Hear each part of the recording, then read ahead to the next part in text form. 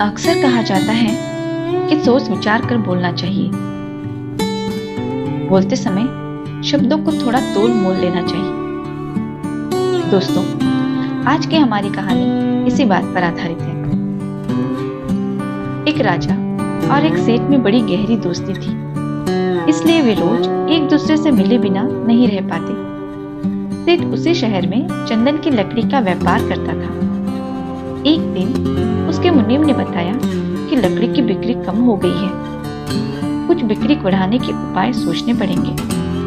सेठ ने पहले कुछ सोचा, फिर उसके मन में विचार आया कि यदि राजा की मृत्यु हो जाए तो मंत्रीगण चंदन की लकड़ियां उसी से खरीदेंगे और फिर उसे अधिक मुनाफा होगा। शाम को सेठ हमेशा की तरह राजा से मिलने गया। उसे देखकर राजा ने सोचा कि सेठ ने मुझसे दोस्ती करके न जाने कितनी दौलत जमा कर ली है, इसीलिए ऐसा कोई नियम बनाना होगा जिससे इसका सारा धन राजकोष में आ जाए।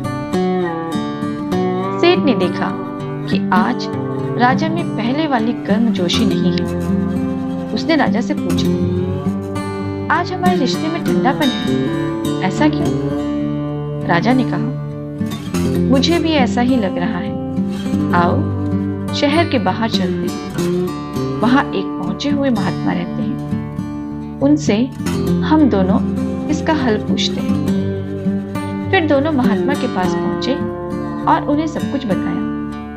महात्मा ने कहा, सीधी सी बात है, आप दोनों पहले शुद्ध भाव से मिलते थे, लेकिन अब दोनों के मन में बुरे विचार आ रहे हैं, इसीलिए दोस्ती में पहले जैसी बात नहीं रही। फिर सेठ और राजा ने अपने अपने मन की बातें बताई।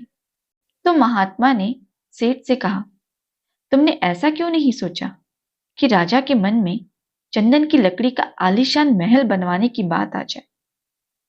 इससे तुम्हारा चंदन भी बिक जाता, क्योंकि शब्दों की पवित्रता से ही संबंधों में मिठास आती है।